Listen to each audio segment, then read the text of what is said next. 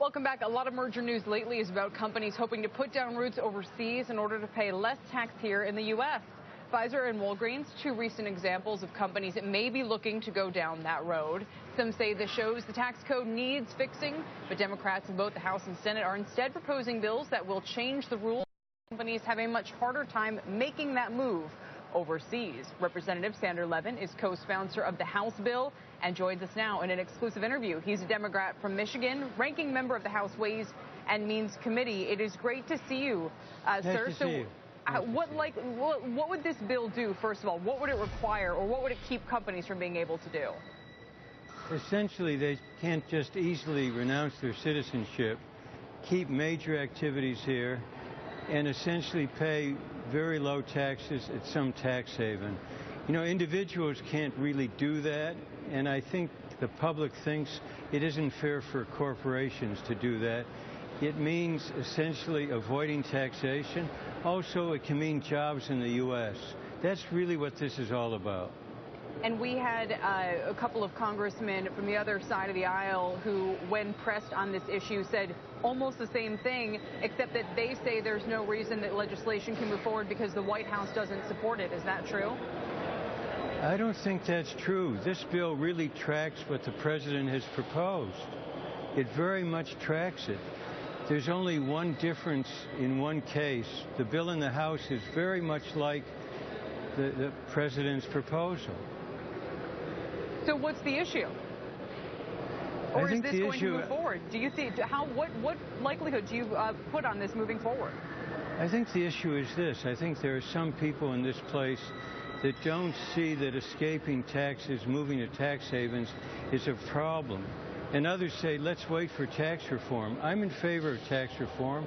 I think we need to lower the corporate rate. But let's remember, joint tax told us if you reduce the rate to 27 or 28%, you'd have to eliminate all of the tax provisions, the manufacturing credit, the accelerated depreciation credit, the R&D credit. So it isn't so easy to get down. We need to move in that direction, but carefully remembering what the issues are and what the objectives are. In the meantime, you're having this doubling in the last 7 or 8 or 9 years of companies that are essentially saying we're going to give up our citizenship, but not our major activities, so we can pay less taxes someplace else. That's tax avoidance. Individuals can't benefit from that. I don't think corporations should either. Congressman, what if you just got rid of the corporate tax, raised the tax on dividend and capital gains, and then perhaps would find not only the companies here stayed here, but the companies elsewhere wanted to move here? You know, that's been proposed by some, but it isn't so easy, essentially, to say corporations should pay no taxes and raise the tax on dividends. That's a very controversial proposal. It isn't in the camp in the chairman's proposal at all.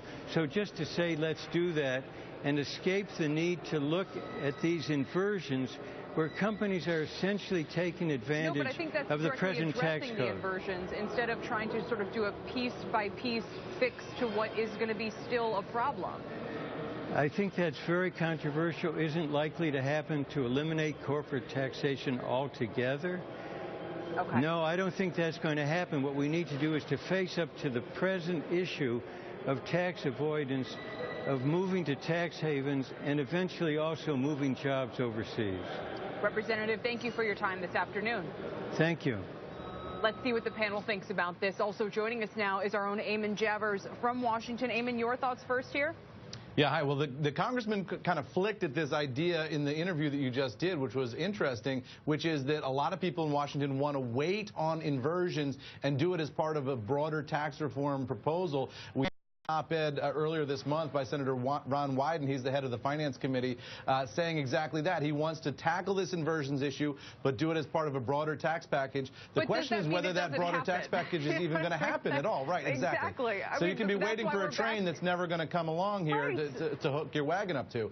And there's no real appetite in Congress right now to do this as a one-off. So will this get done is a really open question, and it seems like the answer is probably no. To me, Eamon, it just seems like a Band-Aid. They're not getting at the root of the problem, which is overhauling the overcomplicated tax system. And what companies have done, maybe it's a loophole, is they've just gotten around the fact that they would have to pay one of the highest corporate taxes to bring their cash back home. Obviously, it makes sense to do something else. Blocking that would just paper over what the actual problem is, which is the corporate tax rate and some of the other onerous problems. Right. And look, the Obama administration had a proposal on this in their budget earlier in the year. What they wanted to do was tinker with the ratios of corporate ownership right now that allow this to happen. They would say that you would not be able to do an inversion unless you were transferring more than 50% of the company's assets overseas. That would change the likelihood that inversions would get done at all. That would probably be a very effective way to stop this. So the choices are basically between a series of poorly designed moves to try and sort of keep this from happening versus a fundamental overhaul that's never going to happen. So, Robert? No, look, I think the easy answer here is to say, well, let's just do corporate tax reform because that's what needs to happen and that's what this is a loophole. But that is not going to happen. This rule that allows you to have only 20% of your activity overseas yet be based there for tax purposes, that's ridiculous. I mean, I think the half-half rule is generous, it's sensible, it's something that could happen, yet corporate tax reform can't, so let's just do this. I mean, anybody who looks at the ratio that's in this rule that companies are dodging, 80-20 is a ridiculous ratio. To have 80% of your company yet still be based overseas, that's ridiculous. Companies, people can't do that.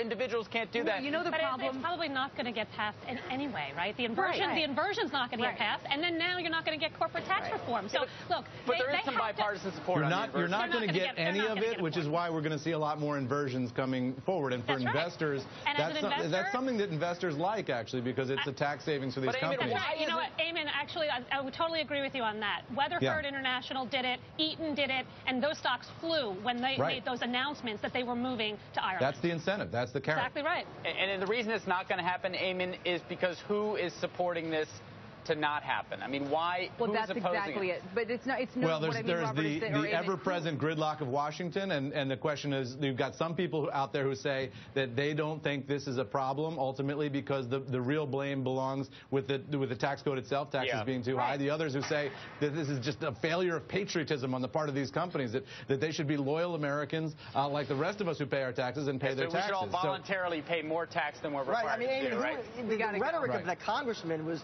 along those lines, right? You're renouncing your citizenship, you're sort of turning your back on America. I mean, it comes down to just, incentivizing these companies, right? Right, and I mean, it's so frustrating. I hope everybody in Washington is listening to this. I mean, please, just the fact that there are no interest groups specifically looking after it shouldn't preclude something that makes sense and would be good for everybody from happening. So it's frustrating, but look, we're going to keep hammering away at it. Washington doesn't always make sense.